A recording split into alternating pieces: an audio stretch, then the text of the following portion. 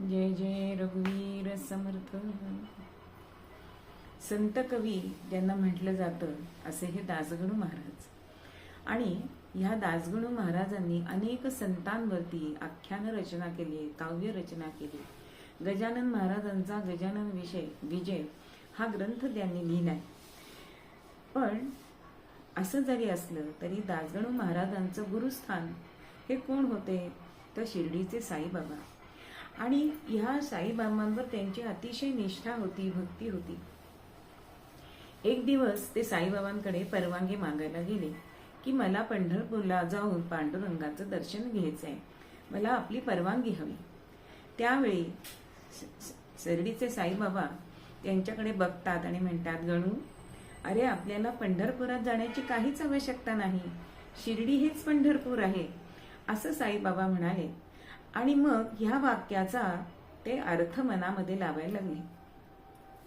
मनात विचार आलाय की शिर्डी हे पंढरपूर, तर मग पांडुरंग कोण, असा प्रश्न मनात येताच पांडुरंग रूपात त्यांना साईबाबा दिसायला लागले किंवा साईबाबांच्या रूपात त्यांना पांडुरंग दिसायला लागला. आणि त्यांच्या मुखातून एक सुंदर असं पद बाहेर पडलंय. शिर्डी माझे पंढरपूर, शिर्डी माझे पंढरपूर, साई बाबा रमावर, साई बाबा रमावर, शिर्डी माझे पंढरपूर. असं एक दिवस प्रयाग आपल्याकडे तीर्थराज असं म्हटलं जातं आणि तिथे गंगा यमुना ह्या दोन नद्यांचा संगम आहे.